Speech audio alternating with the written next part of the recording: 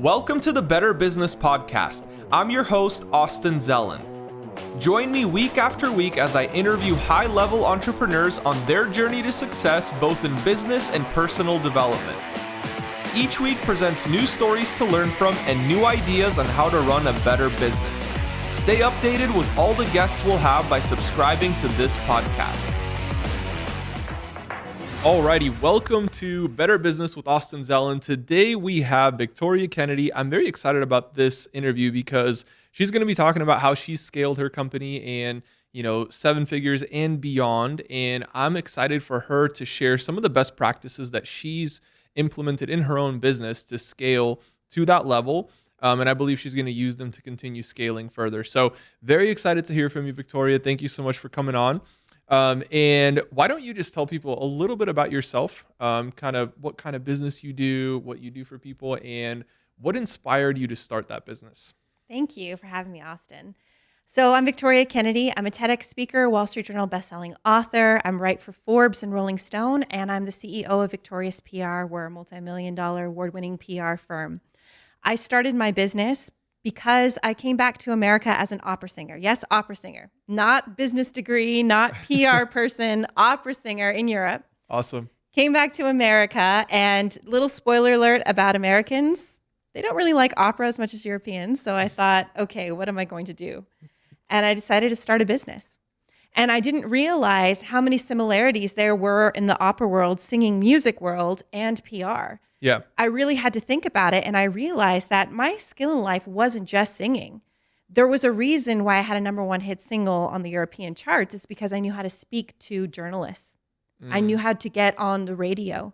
I knew how to get in the media, get people writing about my music, so therefore getting people coming to my concerts. Yeah. I realized that was a skill that not a lot of people have. Yeah. And so I monetized that when I came back to America. And our first year in business, we did $1 million with no paid ads, all PR organic. Wow, and we've done over 5 million in 3 years since then. Wow. That's awesome. And that's so interesting that you draw a parallel between opera and business. I think that's so cool. And I think it just goes to show that, when we think about opera or we think about like any sort of performance or like singer, we think that it's just their talent that gets them to that viral position. And so I think today we can talk about going viral and what it takes to go viral. And sometimes it's not just the singing, it's not just the performance, but it's also everything that goes behind that. And so I think that people use different mechanisms to go viral with their businesses, with their content, with all that stuff. So I'm very excited to hear more about that. But what do you see business as? So do you see it as like a lifestyle for yourself? Do you see it as maybe just a tool to make money so you can focus on what you like doing? Do you see it as just maybe a part of your life? Like, okay, from 9 a.m. to 5 p.m., I'm a business owner. After 5, I'm just, an opera singer or whatever it might be, right? So I'm like, by just an opera singer, I mean that you're separating business from that. Like I, in that case, could be a business owner from 9 a.m. to 5 p.m., but after 5 p.m., I'm just, a musician or whatever I want to do in my free time. Right? Yeah, that's a great question. And I'm going to be real here with this answer. Yeah. I'm going to bring it home to you because when I first started my business, I had just left Europe. Okay. And for me, it was this hole in my life that I needed to fill. And I think a lot of times people start businesses because somebody told them they couldn't, they didn't believe in them, or they had something to prove. Yeah. And hey, I was one of those people. I had something to prove. People told me, oh, why don't you just sing opera? You don't have a head for business. You're just a woman, put on the pretty dress and just sing opera. And that hurt. Yeah. And I realized that I was always thinking that I'm more than that. Yeah. I'm more than just my voice, and I love to sing, but there's more inside of me. Yeah. So I'll be the first person to say that when I came back to America, I wanted to start a business. Yeah. I really wanted to prove to them and to myself that I could. I knew I could, and I did. So that's what really motivated me in the beginning. I mean, I dedicated my entire life to my business. As a business owner, you probably know, it takes a lot of sleepless nights. It takes hours of beating on your craft, of just staying up, making failed and problems, and then finding the solution, Yeah. And having figured it out and building a team. And now I'm happy to say that it really runs by itself, which is great. And so now I feel like I can have a separate life. Now I feel like I can separate, close my laptop, and enjoy my life. Whereas before, I had to give it my all. Mm. I really felt like maybe some people can shut their laptops in the beginning and have a life, but for me, I needed to be all in. And Mm. once I realized and built the skills, and now I have the skills now, I can Yeah. start a new business tomorrow. I know how to do it. I have the skills. Yeah. Now I can shut my laptop and enjoy my life. Absolutely. And so now you've gotten to the point where you're leveraging your time and you have a team operating your business. And I think that's so great. And we're going to talk about that in just a little bit, actually, because I think there's many people who haven't reached that. That's like a point in your business that you have to achieve to Mhm. really see what business is all about. It's not about you doing all the work. It's not about you making every single little decision. It's about empowering your team to run that business for you, because I think most businesses are much larger than that CEO or that founder, whatever it is. And in fact, the largest companies in the world, if you look at Amazon, Microsoft, like it's not, Microsoft is not Bill Gates. It's not the founders. It's Microsoft. And so it Mm. became the team that is Microsoft. And so I think that's a very important piece of it. And so do you think that a lot of people have started businesses just to like maybe prove somebody wrong, or kind of like somebody challenged them? They're like, oh yeah, you could never succeed in business. Do you think that that's a big motivator for people? And do you think that that's healthy? I love this question because I'm going to tell you the truth. I'm in Yeah. PR, so I hear the story of millionaires Yeah. before I hear the inside scoop that they don't tell anybody else. They don't say it on podcasts. They're not posting about it. But here's the thing. A publicist is like a priest. You got to tell us everything because we're going to find out, right? We're going to find out. You got to confess. You got to confess your confess. sins. And I'm the person who hears it all. And what I hear from the most successful people is a small boy child who wasn't loved and is Mm, constantly trying to win the attention of daddy, mm, or constantly trying to feel good enough because they never were. mm. Is that good or bad? I don't know, because I've seen a lot of people who have that inner I'm not good enough and it drives them, and Yeah. they turn around and they give so much to charity, Yeah. or they help so many people grow a business. So I'm not here to tell you if it's good or bad, Yeah. but I can tell you that motivates a lot of people for success is this feeling of I have something to prove and I'm not going to stop until I prove it. Mm. That's very interesting, because I think it's just a matter of using that pain and turning that pain into purpose. And so now they have this thing that they're trying to achieve to not only heal themselves, but I think by healing themselves in that process, they're able to help others, I agree. other people who have gone through similar situations. I agree. And I think that those make the best business people. And we talk about viral, the most Yeah. viral influencers, the ones who Yeah. are not afraid to be authentic, the ones who are not afraid to say, this is my struggles. This is what I've been through. I'm right there with you. I Yeah. understand. This happened to me in my past too. And people connect with that. But what we see a lot of these days are people seeing other people being authentic and then sort of faking their way. But here's the thing. In this world of AI, we can smell intrinsically as human beings when someone's being real and someone's being fake. Yeah. And we're attracted to that authenticity of someone saying, yeah, I still don't feel good enough. I have millions in the bank. I still don't feel good enough. Yeah. And we're attracted to that. Yeah. Absolutely. And I think it was Gary Brecka that I heard him talk about authenticity one time, and he was saying how authenticity is one of the only emotions or like vibrations that you can't fake. You're either authentic or you're not authentic, and people can sense that right away. And when they see authenticity, they connect to it, because there's so many things out there, like you said, that are like AI marketing and all these different things that it's like, okay, but it's kind of just a show. Like we still enjoy it. We like watching it, but we don't connect to it on a deeper level. And I think it takes authenticity to do that. So now touching on the whole viral aspect of things, what do you think it takes for somebody to go viral? Do they just have to have like this heartbreaking story? Do they have to have an amazing achievement? Or maybe it's just authenticity? Yes. If I had the secret of going viral, I would be way more successful than I currently am. Tell us the secret now. Yes. But I honestly, what I've seen and what I've seen from my successful clients is that it's authenticity, number one, Yeah. because it's not always a sad story. Yeah. I mean, some of my clients that go viral, it's a happy story. It's success. It's get off your butt and get to work, Yeah. and that goes viral. Or sometimes it's a funny meme and someone's just completely hilariously themselves and people love it. Yeah. So Absolutely. as you said, I think the secret of going viral is not one, don't try so hard and just be yourself. Mhm. Be yourself online, show up authentically. And this is what I always teach as well. If you're showing up authentically, you're going to attract your dream clients. But if you're being fake and like, oh, well, I saw Susie so-and-so do it, so I'm going to do it just like Susie, Yeah. You're not going to attract people who want to work with you. You're Yeah. attracting people who want to work for Susie. And guess what? Mm. They're going to hear your pitch and then go work with Susie. If you want people to work with you, show up as you. On my socials, I show up as, hey, I'm the best. And I don't work with anyone. I'm high ticket. But hey, if you want the best, you're going to work with me. Do I get a ton of clients? I don't want a ton of clients. I just want a handful that I can serve at the highest level. And that's what I get.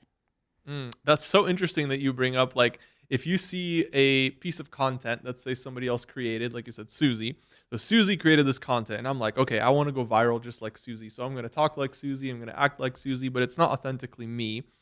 You're essentially just becoming a salesperson for Susie. I've never thought about it that way, but that's very true, because the fact of the matter is that you can be like Susie, but you could never be Susie. And she's always going to be Susie better than you can be Susie. So if you're just behaving like her, somebody will see the authentic Susie and go with authenticity. Exactly. And that's what I always say with my clients is I say, tell me your story. Tell me the sad, the ugly parts, and we're going to craft a narrative for you. And this is going to be your brand story. And then we run with that in the press. Because let's say I get a coach, and I get a lot of coaches, and on paper, oh, you're selling the same thing as everyone else, right? Yeah. But they're not. They're going to attract a different kind of person. If I'm working with a guy who's super fitnessy and runs marathons, he's going to attract a different sort of person than a woman who is gentle and kind and a housewife. But they sometimes come to me thinking that they're trying to attract the same person. Yeah. So it's my job of saying, stay in your lane. Yeah. There's riches in the niches. You don't want to appeal to everyone. Just appeal to the people that relate and are going to be drawn to you.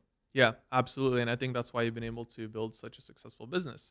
Now, one other thing that I want to touch on is, like, if somebody's watching this and maybe they have a business already, hopefully maybe they've started something, they've tried something, and they're at the point where they're like, okay, my business, it might be good, but I want it to be better. So what could those people do in order to have a better business from your perspective? I know you work with a lot of business owners. Is there maybe like a common denominator, or maybe like 2 or 3 things that you commonly see with people that they could change and instantly have a better business? Oh, I love that question. So I work in the field of PR and branding. So if maybe you had me on and I was a salesperson or something, I'd have a different answer for you. But mine is going to be, what is your personal branding? Okay. Because here's the biggest objections you get on sales calls is, why should I work with you?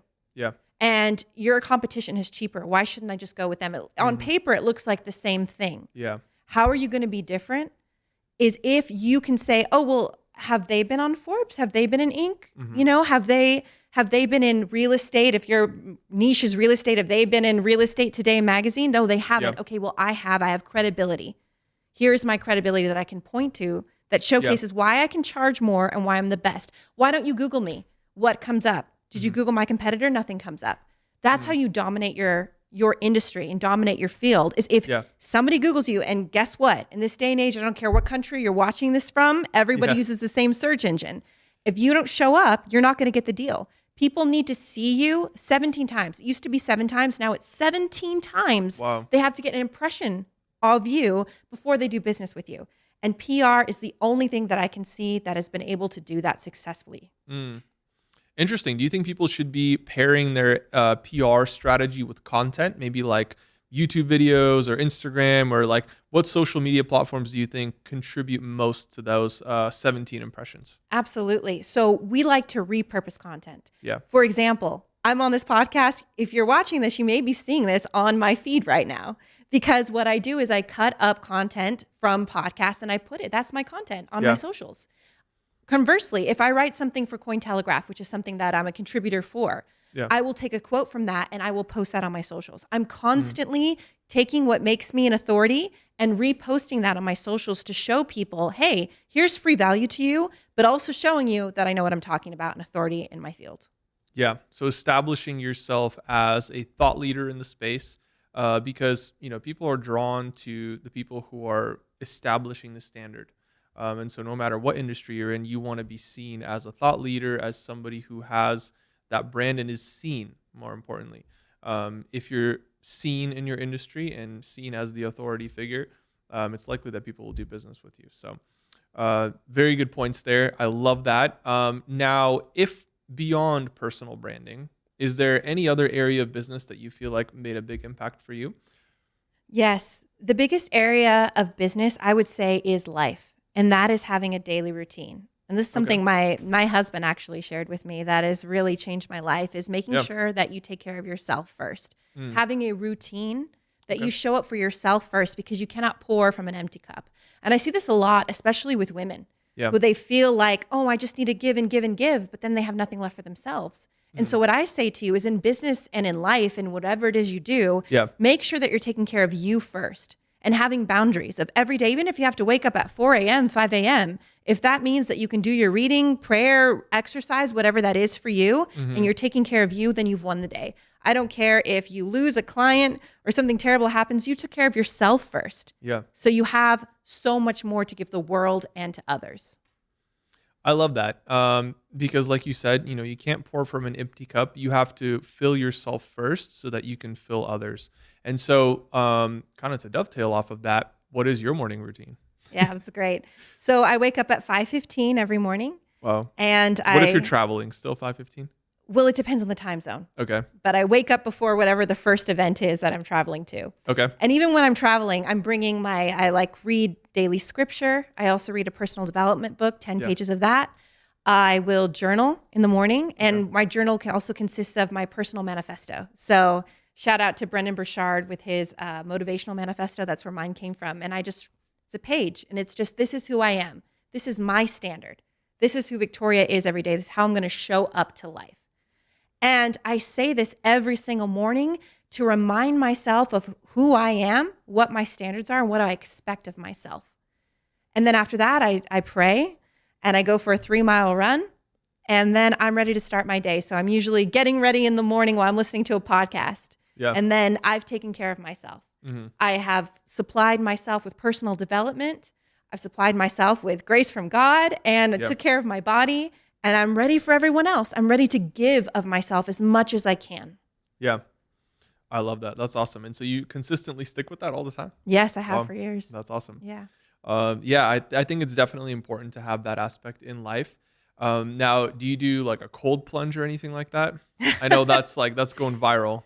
Yeah. Well, my husband has an ice bath, and he does it. I think I did it once and was like, I don't No know. cold plunge, no? I'd love to be able to get there. I'm not there Yeah. yet. Yeah, for sure.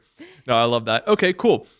So if we have our personal brand in check, we have our personal life taken care of, and now we're able to pour into other people. As we continue growing our business, what has been the biggest factor that's allowed you to scale it? Was it hiring the right team members? Was it just improving your sales and marketing or business operations? Like, what was it for you that allowed you to scale? One, team is everything. And because I'm in PR, relationships is everything. Mhm. PR, relationships. That's how I have all the connections with journalists and everything. So I understood the value of having a great team. Yeah. And that has been my rock. Having people that I can rely on that are going to take care of me and take care of my clients. I mean, we have all 5-star reviews, but it's not me doing the PR work at this point. It's Yeah. my amazing team that I taught. And they support me. They're the reason that I could be on this podcast and be so proud of the work that I've done because of the systems that I've built, which is super important. Now we have an SOP, where we know how to get amazing results for our clients, but also the team who executes that. Yeah. And that comes from me every day being the culture. Because here's the thing about culture. It's honestly just you as the CEO.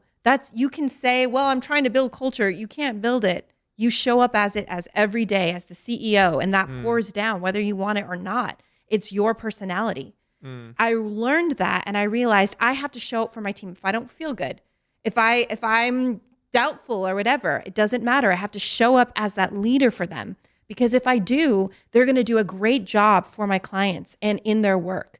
Our core value is excellence, and every day on Slack, we have the core values that get automatically zapped every morning. And it's always excellence. And I tell my team, we're excellent first with ourselves, then with each other, and then the third will take care of itself, which is our clients. And that's how I live by and what I teach my team by. So systems and processes, and having an amazing team and taking care of them by showing them the culture, starting with yourself. That's so interesting. I like how you put that. You are the culture. And I think people don't realize that because they hear all these things about culture and they're like, oh, well, I should have a good corporate culture, or I need to improve the culture of my business. I need to do this. I need to do that. But it's not really something that you do. It's something that you are. Yeah. And Mhm. so again, going back to even like pouring into yourself and making sure that you're ready to go for the day and you have everything in check. You're operating in excellence before you go into your workplace, and people see that. You have to make sure that you are setting the culture by your own behavior, by your own actions, and stuff like that. So, I think that's a really, really great takeaway for people, just to understand. And so, going on to like systems, like how did you build those systems? Did you just figure them out on your own, or did you hire maybe like a systems agency, or what was it for you? My journey is very interesting, and I'm very blessed, I have to say, because again, I was an opera singer. What did I know about business? I bought $1,000 Dan Henry course to teach me Facebook ads, and that's about all the training I ever had. Yeah. Yeah. And so I was very blessed early on because my business was successful Yeah. very quickly. I started in real estate marketing from, again, $1,000 Facebook ads course. So don't knock those courses. If you anything can work if you do the work. Hmm. And so I grew it to six figures in 9 months. And Joel Kaplan, maybe you know him, he was starting a real estate division and he had a 7-figure business and they wanted to partner with me on my real estate business. So I would be the CEO and they'd help me build the systems. And so I got to see firsthand how a 7-figure business runs. Their operations manager took me under her wing and showed me this is how you run a successful 7-figure business. And as a Mm. 6-figure business owner, I didn't know the first thing. It was Yeah. the best masterclass that I could have ever had, seeing someone in real time, building an SOP in Monday, showing me how to use Trello and Slack and Asana and all of these project management systems. Hmm. And so when I decided to do PR, when the pandemic hit, I knew how to build systems. It wasn't real estate, but once you learn that skill, it can translate, which is why I always say, take a chance. Even if this business that you're going to start right now isn't the business that you're going to eventually end up with, Hmm. that's what me in real estate was. It was a learning experience. Yeah. It taught me everything I needed to know in order to grow Victoria's PR to $1 million the first year.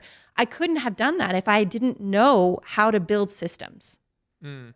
Interesting. So if somebody's watching this and they're like, okay, that's cool that you had that experience, but how can they get an experience like that? Is there somebody that they Yeah. could just like shadow or maybe even pay to mentor them? I'm a huge promoter of like courses and mentorships like that can Hmm. help you accelerate time, because if you tried to figure that out on your own, it'd probably take you years Oh, and years, you'd lose a lot of money. for sure. Now you have to think about the cost in time, the cost in lost revenue, the cost in all your mistakes. And so really you got to steal, paying for that course or, that whole relationship that you had to learn those things so much faster. Absolutely. Because the $1,000 course I taught me only took Yeah. me so far. It was actually having someone help me. It was Hmm. having a mentor help me, Exactly. not just a little Facebook course, but someone saying, hey, here's where you're messing up. Here's Yeah. where you need to improve. Hmm. And actually, because of that, I started a coaching program. I know that a lot of people can't afford my services. I know that I sell to the best of the best because I am the best of the best. But I realized I have a system that I can help people.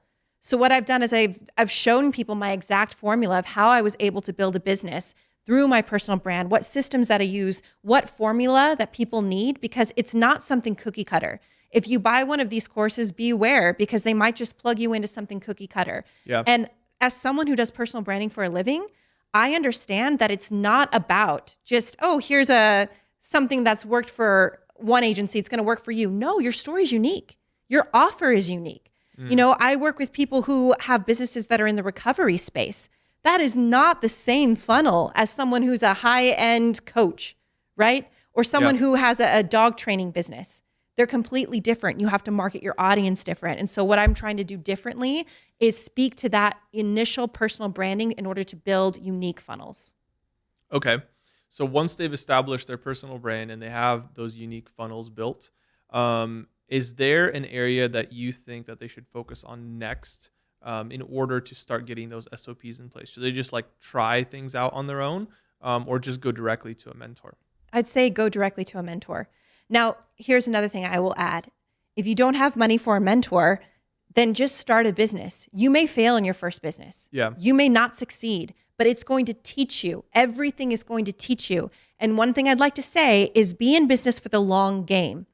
realize that your first business may not take you to $1 million, may not be the one that you stay with forever. And that's okay. It's teaching you something. As long as you've made the commitment that I'm in business to win it. I don't care what business I'm doing it. I'm going to win and I'm going to learn. And maybe this business will fail, but it'll teach me something. So when I start my next one, I'm ready to go.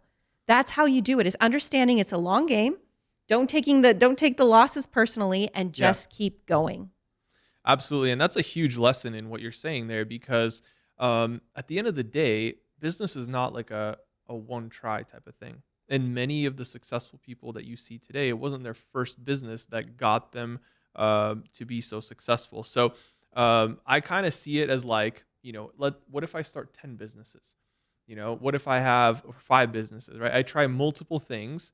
And I may be spread thin at the beginning, but I find something that sticks, maybe 2 businesses that stick. And then I can go deep on those businesses. Now, if I have the team to operate 10 businesses at the same time, sure, I could start 10 businesses. But for a lot of people, it may just be one by one. You try one, you see if it works, it doesn't work. Okay, try again.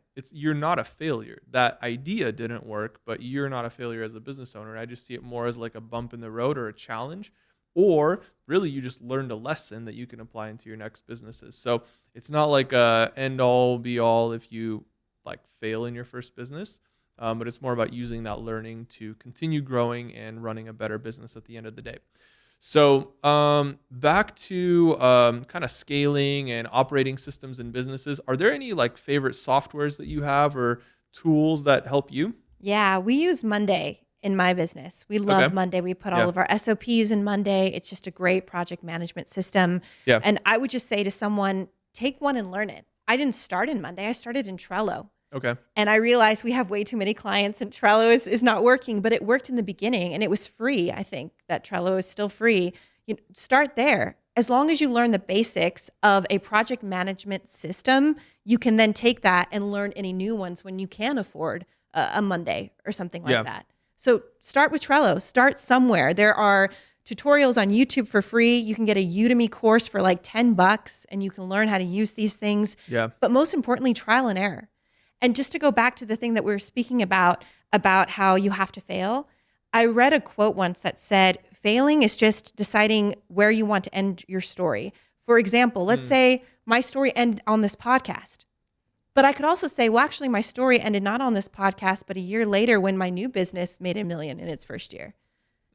Where does your story end? You decide that. You decide where the story ends. So it doesn't have to be a failure. You can just think of it as, this is the bump that I'm going to tell in my best-selling novel someday. Yeah. No, I love that because it is so true. Like we decide where the story ends, so to speak. And so if we set it at like, let's say, when we hit 50 years old or 60 years old, my story ends. Well, if you hit 60 years old and you're not quite where you want to be, like who said it has to end there? Maybe you could end at 65 or 70 or whatever it is, right? And so for many people, it could be much earlier. I agree. One of the things that you asked me when we first got on this podcast was describe yourself. And so I gave you my accolades, but in my mind, I was thinking that's not how I personally describe myself. How I personally see myself is endless possibilities. I did a TEDx talk on reinvention, and I feel like that's been the theme of my life. Yeah. I tried the convent when I was 16. I did pageants. I did opera singing. I did real estate marketing, and now I'm here doing PR. Yeah.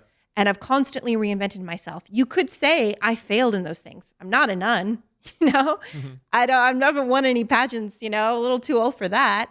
But here I am, made millions in my PR business. My story hasn't stopped. So I'm endless possibilities. I don't want to put myself in a bubble and say, this is me. I'm the PR girl now, because maybe tomorrow I don't want to be the PR girl. Yeah. So I would just say to people, stay open. Realize that you are endless possibilities. If you put yourself in this box, then you're limiting yourself of all the abundance that life wants to give you.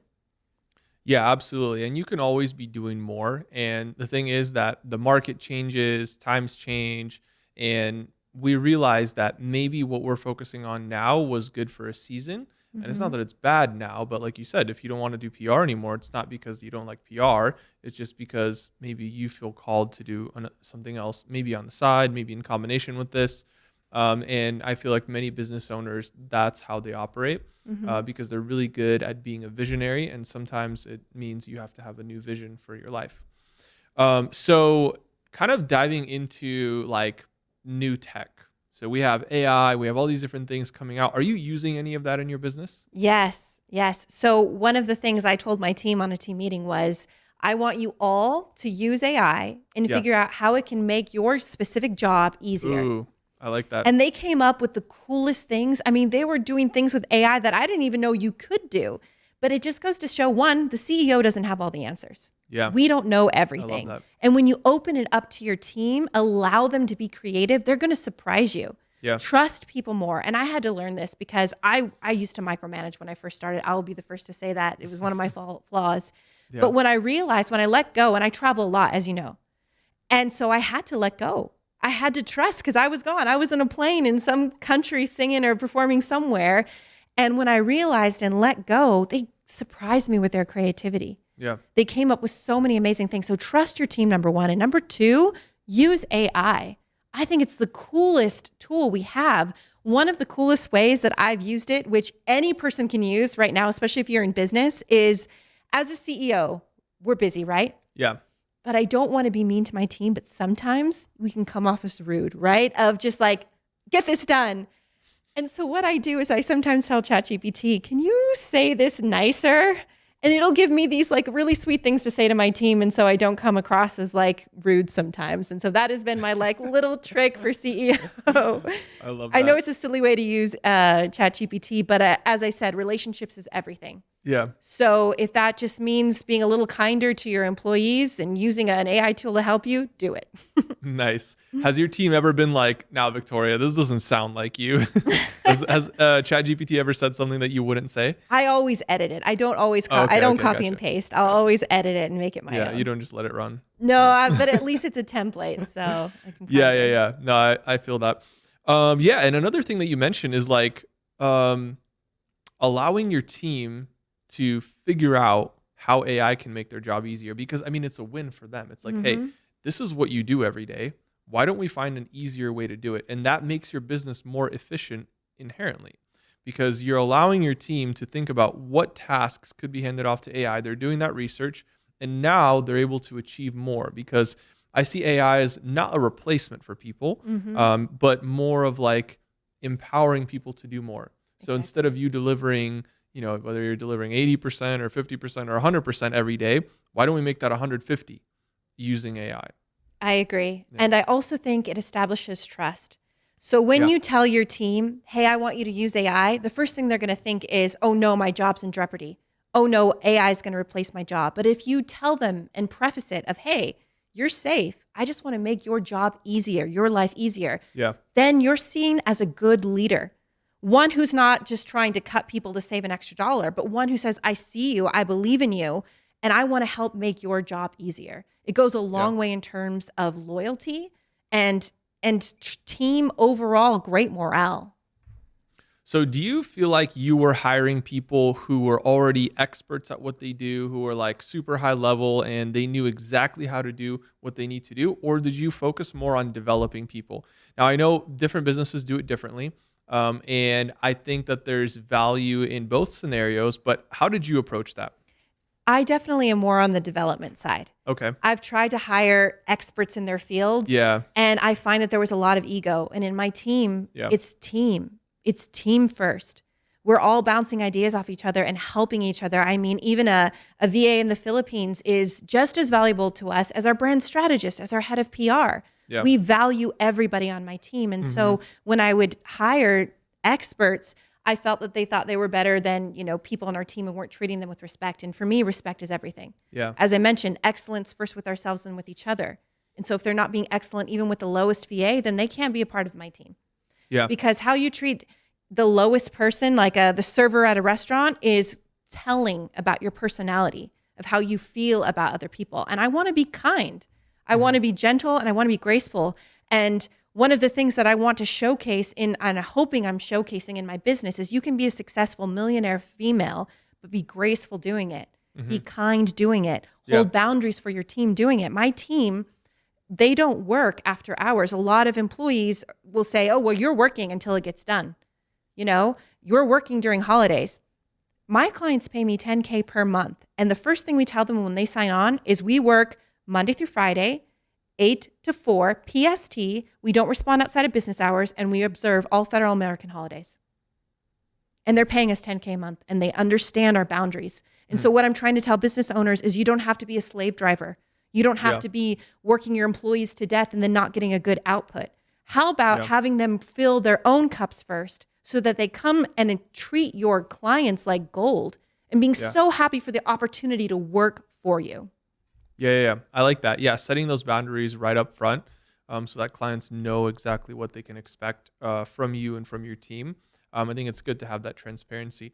And one thing that you mentioned about like developing people, and kind of going back to the whole hiring an expert thing, I feel like sometimes it's people who want to be like seen as the expert because they're trying to reach a little bit with their new job position.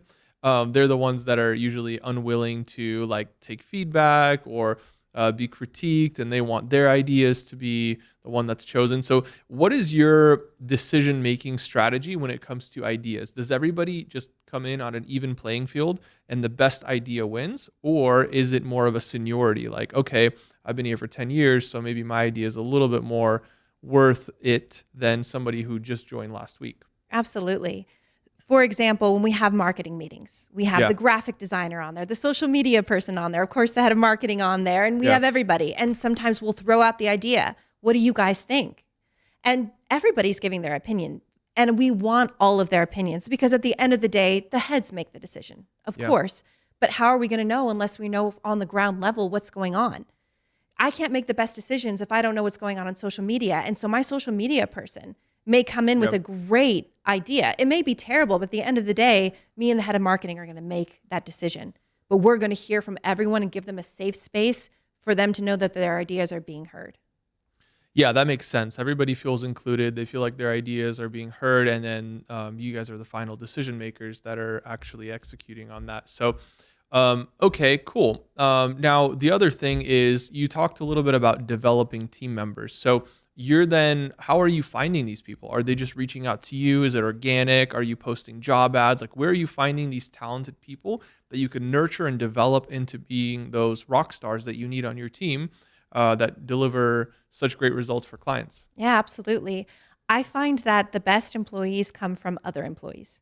So if you have a team member that just loves working for you and they tell their friends, that's honestly the best because they're your cheerleader. They say, I love working here. You'd love working here too. Yeah. And then it's great. That's the best. And if you can't do that, then find someone on LinkedIn or something like that, but make sure that you have a funnel and a process of hiring. One of the biggest mistakes I made was making wrong hires because I was hiring too quickly and I didn't put them through a thorough enough hiring process. And so now we have an SOP for it where it's not just a first interview, it's a second, it's a third, and it's homework in between.